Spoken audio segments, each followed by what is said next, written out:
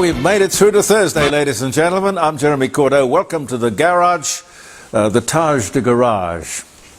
Somebody kind of mockingly called it once. I just think it's a lovely sort of homely place.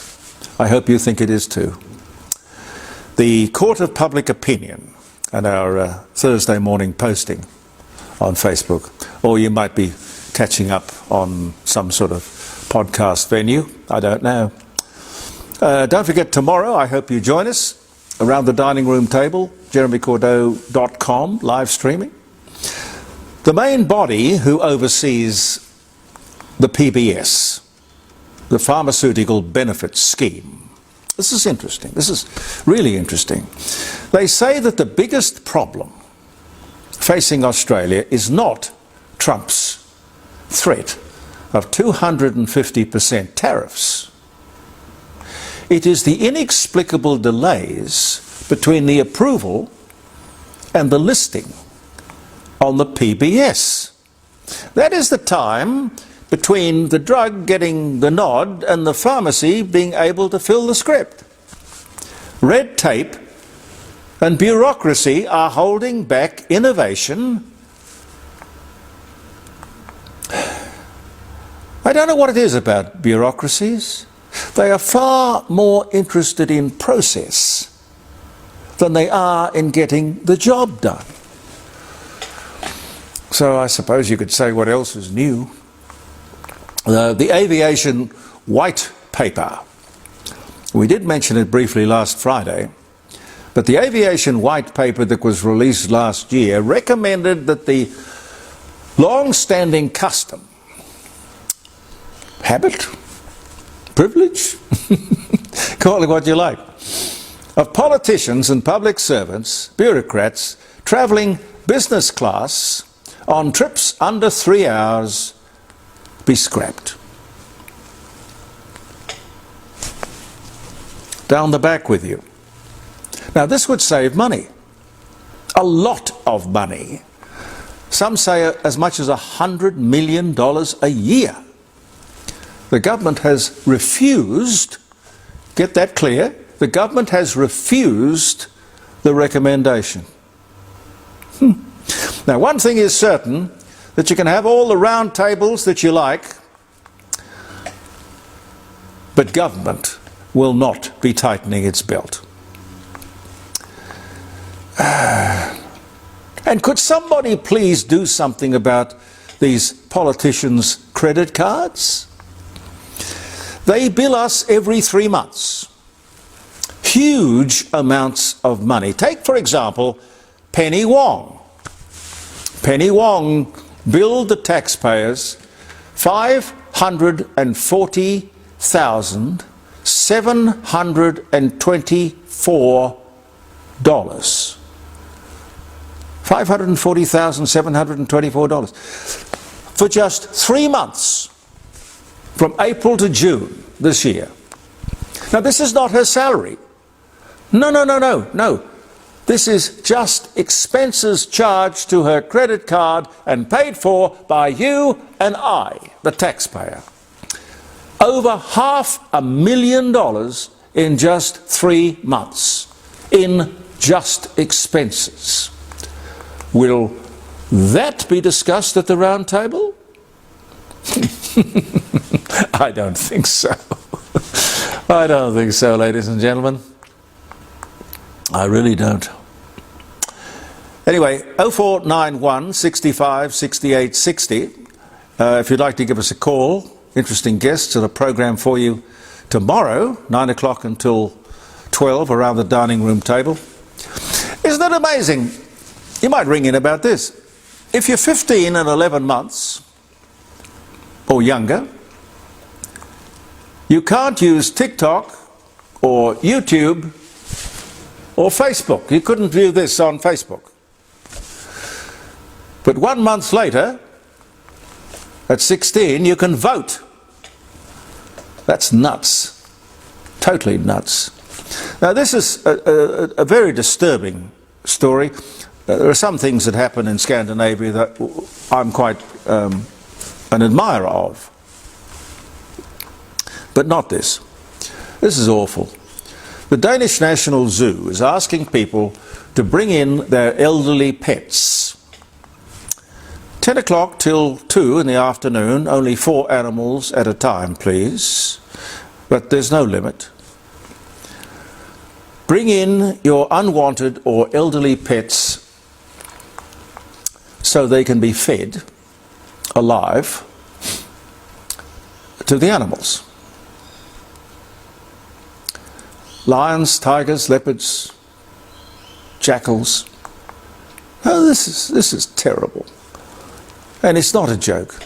Not a joke. It is not a joke. But it is unbelievable. And I don't know what is next. The mind boggles. Those troublesome elderly relatives of yours. If they can still run or perhaps even walk, well, the lions love that. I don't know where that sort of hard-heartedness ends up. Scandinavia invented euthanasia. Remember that? What's happening to the world? I'm astonished. I really am. Funny things going on. Here's maybe a topic for tomorrow. Frida breast milk ice cream has gone on the market in the United States of America. How did they do that? How would you do that? Breast milk ice cream. Never mind. Never mind. I won't even think about it. And then there's no Pong underarm deodorant on the shelves in Australia. A lot of advertising. You would have seen the ads. All I can say is, what were these people thinking of? It's extraordinary. Seriously dubious, in my opinion anyway, campaigns. Ring me with your nomination. You've probably seen others that I haven't. 0491 65 68 60, tomorrow morning, 9 o'clock. Radio's in turmoil, by the way. You know, mainstream radio kind of thing. The Premier Talk Network has put itself up for sale in Australia. I don't know if there are restrictions as to whether or not people from overseas can invest. I don't know.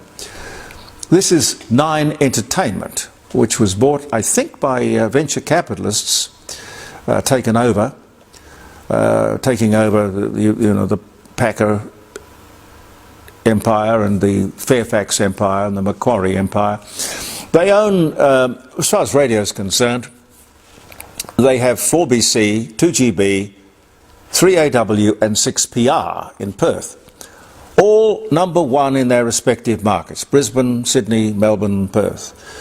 Conventional media is finding it harder and harder to attract advertisers, who seem to be much more interested in social media and streaming. And speaking of streaming, on TV, I mean, you know what's happening. I reckon what they want to do is to try and migrate people to pay television. Then, I imagine, just close down the free-to-air, and you get the advertising, and you get the subscriptions as well. Do you live stream? Do you binge? Do you view stuff? If so, why? Tell me what and why. JeremyCordeaux.com, Friday morning. Pardon me. 0491 65 68 60. Defence announced that their recruitment campaign of late has been very successful. We now have 61,000 recruits in our army. Mind you, some very sort of middle-ranking countries have between 300,000 and 600,000, but we won't go there. We've got 61,000 recruits in our army. What interested me was that they seemed to be claiming that many of those recruits came through social media. Particularly, they singled out TikTok. Now, TikTok, as I understand it, was banned by the Australian government. No federal government department or employee could use TikTok on the grounds of national security. It's a Chinese company. I don't know why we're so frightened of the Chinese on one hand and so welcoming on the other. But anyway, there you go. Schizophrenia is around the place. It seems that the most important, sensitive department of all, defence, I mean, has been using TikTok. What exactly, who exactly have they been recruiting? I wonder what's going on here. This might trouble some people, but, you know, I'll talk to you about it anyway, because I think it's worth bringing up. I haven't seen it anywhere in mainstream media. LGBTIQ people, sex workers, and transsexuals are all allowed now to give blood to the Red Cross. This is the interesting thing here.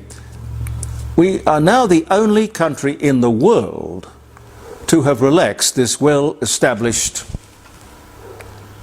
precaution, or some would say prejudice. Now, I can't believe that. It was always a safety concern. What has changed? Oh yes, I know they've got antivirals and things like that. But what sort of pressure has been put on the Red Cross? What sort of political correctness is at work here? In the early days, many people innocently acquired AIDS. Now, I remember that expression because I got into some serious trouble with the radio station when I used it in an interview going back into the 80s, somewhere back in there. You can't say innocently acquired. That's what they said to me. They said, you are suggesting that people were guilty because they were homosexuals and innocent because they were just having a blood transfusion. Well, I'm sorry, my suggestion was do not choose a lifestyle that at the time was killing people, that endangered life, took life, sometimes famous life. Someone getting a blood transfusion was, yes, innocent. I can't think of another word to use. There is no way, however, today that and I'm not trying to say anything that is designed to panic anybody, I would not have a blood transfusion today, and you know why? Because I would not sign the disclaimer, which I bet I would be required to sign to protect the organisation if I was infected with hepatitis A, B, oh look, there's a smorgasbord of things in there you can be contaminated with. I know, look, the Red Cross probably do the best they can to make sure that nothing bad's going to happen, but you will, I'm sure, the lawyers will say, you've got to sign this disclaimer. If it is the Red Cross who made this decision, quite frankly, ladies and gentlemen, it's a stupid one. A call from an Indian call centre. I started out, you know, disliking these calls and sometimes dreading them. They always come in around mealtime. Clearly the time of day in Australia doesn't match up with the time of day in India. We can save you money on your electricity. How much do you pay for your electricity? I ask. I jump in and just ask. How much are you paying? Because they say, how much are you paying? We can save you 2 and 3 cents here. And the supply charge, we can bring that down by 2 and 3 cents. But nothing. When I ask the question, the gentleman, and it's nearly always a gentleman, and polite and nice, he says, about 1,000 rupees a quarter. Do you know what that is in Australian currency? It's 50 bucks. Now just think for a second. They, in India, burn our coal. We can't. They have call centres ringing us at all hours, telling us of minuscule savings that we can make by switching from one company to another, for which I'm sure they get some sort of commission. It's a gigantic, grotesque, Labour-made joke. India, our coal, you know what it is per kilowatt hour in India? 6 cents. 6 to 9 cents per kilowatt hour. Australia, it's 45 to 52 cents per kilowatt hour. What's the difference? Well, we have Labour's renewables. They have our coal. What is the point of Australia's clean energy policy when the big polluters continue along their merry and prosperous way? What is the point? And why is there not one single journalist who will stand up and ask the question? Huh? Pardon me. I better not get excited. I don't know if I've got any time. A little bit. A little bit, okay. Land clearing. Land clearing has jumped 50% in just 1 year. Get your mind around that. We are clearing land. You know how they do that? They've got these two great big bulldozers, Caterpillar bulldozers, and a huge chain strung between them. And they run through vast swathes of beautiful countryside. We are clearing 50% more land in just 1 year. And I'll bet some of these vandals will tell us that they're conservationists dedicated to reaching net zero. The best way, of course, to reduce CO2, and I'm not in any way convinced that CO2 is a problem, and nobody can convince me or give me any evidence that it is. But the best way to reduce CO2 is to plant trees, greenery, not to destroy trees and greenery. Why was this allowed?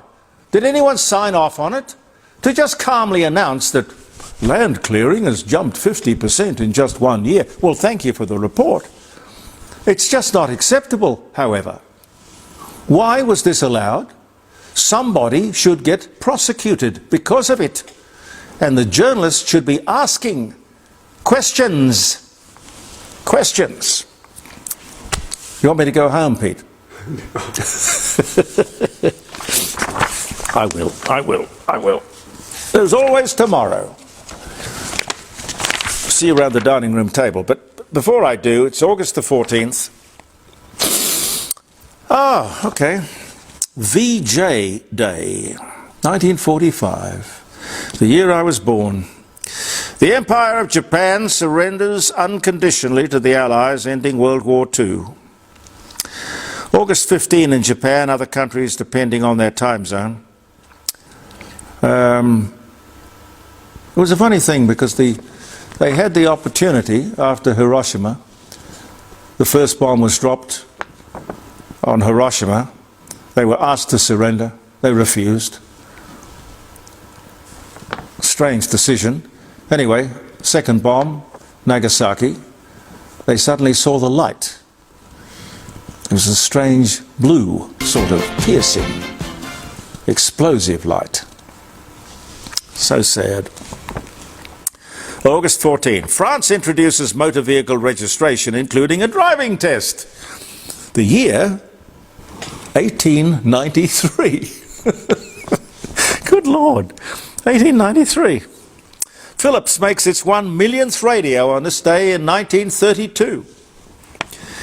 Japan's first patent is issued to the inventor of a rust-proof paint. The year was 1885. Golly. Doc Holliday, if you're into the Old West. I'm into the Old West. We're all into the Old West, aren't we? Oh, yes. Oh, yes. Doc Holliday, American dentist. How do you get to be a dentist turned gunfighter? Must be an interesting journey. I know patients can be pretty frisky. Doc Holliday, American dentist, gambler, gunfighter. OK Corral, born in 1851 on this day, and he died 1887. Wasn't a long life. I don't think he got shot. I think he died of tuberculosis. Consumption, yes. That's an old-fashioned word, consumption. Yeah. I thought that was, is that conspicuous consumption or? Now that's a 21st century problem, conspicuous consumption. A Swiss Catholic church, Peter's Chapel in Lucerne, installs an AI Jesus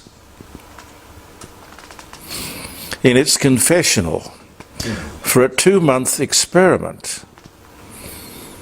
Come and talk to God.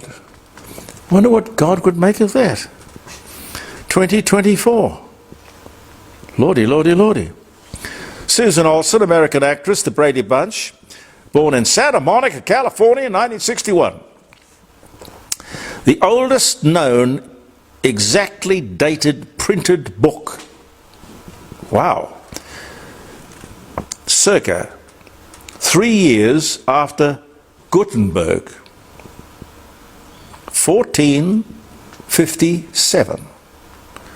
I wonder what those guys who huddled around that printing press or block or whatever it was would make of AI just a few years later. Extraordinary. Steve Martin, American comedian, banjo player, author, actor, Parenthood, The Jerk, Roseanne, born Waco, Texas. I like him. Same age as me, 1945. Okay. Michael Jackson buys the ATV music, including the publishing rights to most of the Beatles' back catalogue. He pays $47 million for it.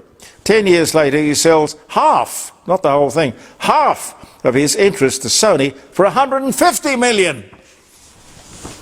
I like the boy. I better not say that, had I? I like the boy. Anyway, one more for the car fanatics. Enzo Ferrari, Italian racing car driver, founder of the Scuderia Ferrari Grand Prix motor racing team and sports car manufacturer Ferrari, dies at the age of 90 after declaring the E-Type Jaguar as the most beautiful car ever. Wow. Enzo was, well, he died in 1988. At the age of 90. Good life, well lived, ladies and gentlemen. See you tomorrow morning. Thank you, guys, very much. I'm Jeremy Cordeaux. Thank you for viewing the Court of Public Opinion. Believe in yourself. 9 to 12, live streaming. Around the dining room table, 0491 65 68 60. Give us a call. I'm sure that Maria will. If I haven't offended her with all my electric car stuff. She has 2. Believe it or not. I'll see you tomorrow morning. Bye for now.